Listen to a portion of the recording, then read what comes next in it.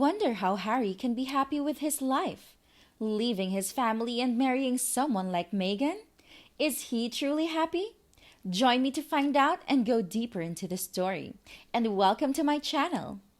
We've talked a lot about Meghan, so today I want to talk about Prince Harry.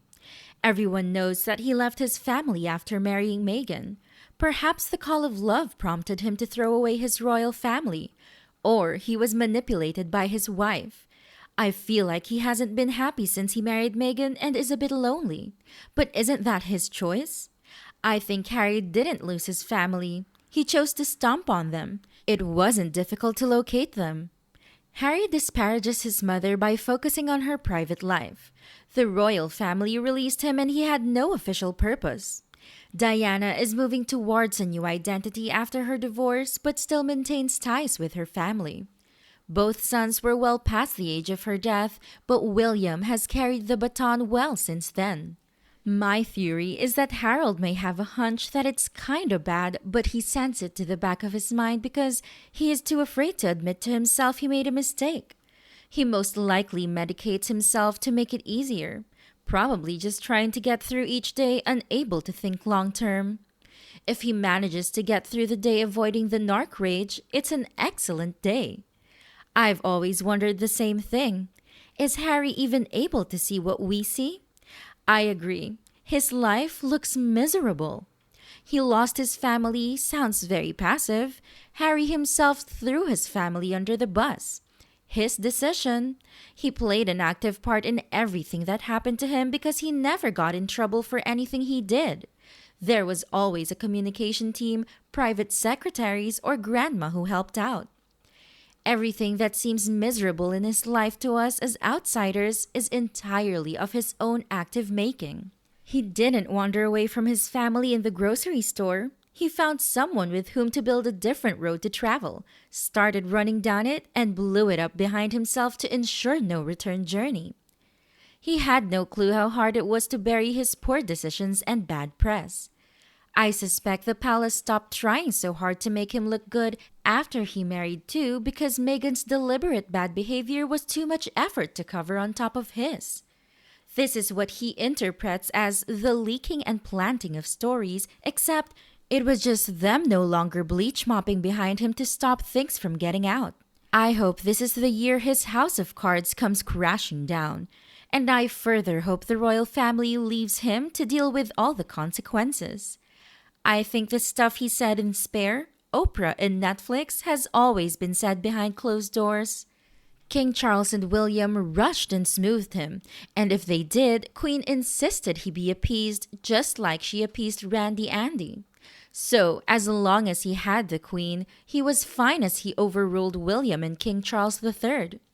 William also took him along as a third wheel. However, the Queen passed. King Charles III is now king and William is next. He doesn't know what to do. This is a guy who was supposed to have run naked at one of King Charles's birthday parties. He was always nasty, inappropriate, vile, and probably said the vilest of things to get away from consequences. The family had his measure. Now the very same family who covered up his escapades and created a PR facade refuses to engage with him in any form or manner. All his mutterings were to force a response and to have them fix his mess. Instead, they have adopted grey rocking and no contact for the first time. He doesn't know what to do. This strategy has always worked, except he did it in private before. He probably is still waiting for King Charles III and William to drop everything and rush and fix everything and give him whatever he wants. They have his measure. But he cares little for the people formerly known as his family. He is at war with them. Now he has a family that he thinks he is in control of, including Harry, Meghan, Archie, and Lily. And I also don't know if Harry is really happy when he married Meghan. When Meghan meticulously follows the narcissistic playbook to dismantle dumb prince's life. She's already succeeded in isolating him from his friends and family, convincing him she's his only lifeline.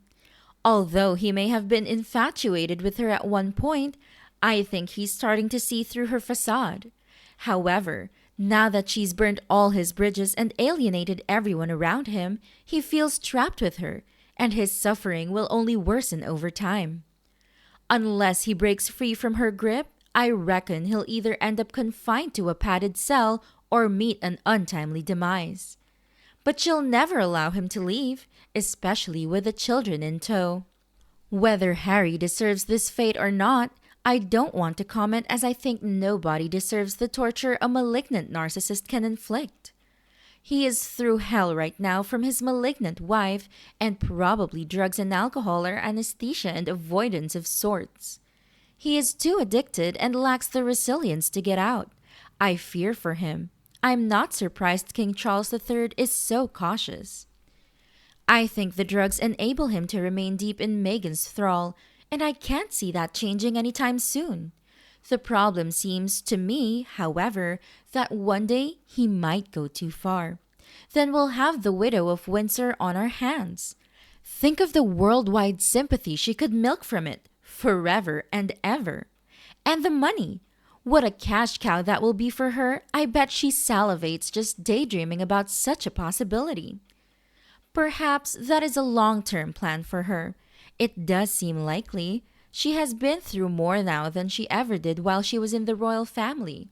We all know she started that too. If anyone should feel depressed and out of it, it's her as well. It would be normal, but nope. She is sauntering like a ghost through the halls of Montecito Mansion in her black ball gown.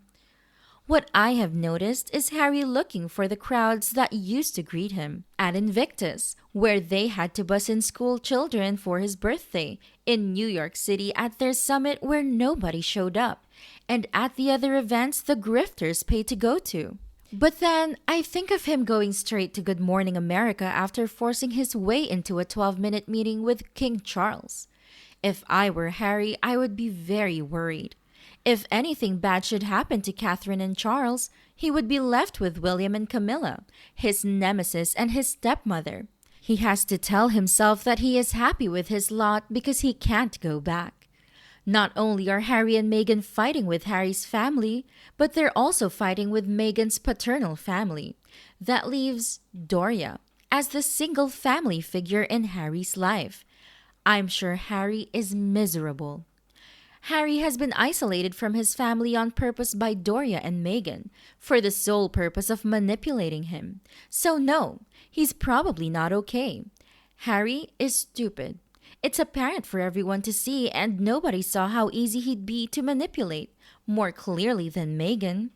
I also firmly believe Meghan and Doria are keeping a steady stream of substances available to him to keep him compliant.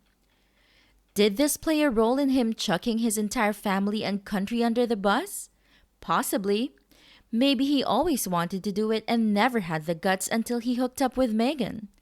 Regardless, she seems to have been the catalyst for everything that's happened. Maybe he looks miserable in public because he has to be sober. I don't think he manages life if it is not seen through the drug haze. He admitted to smoking weed when the Roach and children were in bed. Can he have his much-needed fix if he is not in California where it is legal? Does he remember life without a crutch of one form or another to cushion it for him? I don't think he has the emotional maturity and intelligence to be aware of just how much he blew up his life. I bet you he's pouting somewhere and feeling sorry for himself. He blames everyone else for his problems and expects someone to bail him out like the good old days when the palace used to cover for his bad behavior. He is the perpetual victim. I think at the moment he may be as happy as he can be, which isn't much. I don't think he loves them. I think he hates them. His dad, his brother, Catherine, Camilla, all of them save maybe the York girls. And while he admits he's being unkind and very grim, there's every chance that secretly, in his heart of hearts, he's enjoying the fact that they're all hurting from their various health issues. I wouldn't be surprised to learn that alone in the dark hours, he thinks to himself, serves them right, the universe is paying them back. Which of course isn't happiness, is it? It's pure bitterness, but I think he's so far gone that his ego has hallucinations of reality, and his sense of vengeance are all he's got now, and they're all being fed at the moment. Reading the Monarchy in Trouble headlines is probably the happiest he's been in a long time. His safety net is gone. The family he always knew he could count on is gone. The fabulous holiday seasons and vacays he always knew would be coming up are gone. The spectacular events for dress up with spectators lining the streets to cheer? Gone. His very fancy dress uniforms are gone, and we know how much it affected him when he was deprived of it during Queen Elizabeth II's funeral procession. His access to his childhood homes, his places of safety, all gone. His friends have disappeared and are no longer available to him. They're gone. The lush, green countryside, quaint villages, and cute pubs are all gone. Helpful serving staff who are experienced in the delivery of export service are gone. The height of luxury is gone, all of it. The ability to press a buzzer for any type of household problem being attended to and resolved is gone. His incredible monthly income with the experience of banking it all and watching his wealth accumulate is gone. His reputation for being the jocular, easygoing man about town is gone. The knowledge and experience that someone is always there to fix things is gone. Sadly, oftentimes we don't appreciate what we have or had until it's no longer, be it a family member, a place, a friend, or a home. He has no means of escape other than drugs and alcohol to block it all out. The memories must slowly be driving him crazy. And then there's her constant badgering, her constant belittling, the drip, drip, drip of her animosity, her greed, her insane desperation for attention, for her close-ups. What a nightmare he's chosen for himself. What a comeuppance. What a quagmire. And he has no escape. Reflecting on the issues that we have just discussed, I believe it opens up many fascinating perspectives and deepens our understanding. Your opinions are extremely valuable as they enrich our discussions and help us approach topics from many different angles. So, do you like the topic I brought you today? If so, type OK. And if you don't like it, that's okay. But please leave a comment on the comment section. Don't forget to subscribe to the YouTube channel and share this video. Your support is a strong motivation for us to continue to improve and provide deeper content. Thank you, and I look forward to our next meeting. Take care.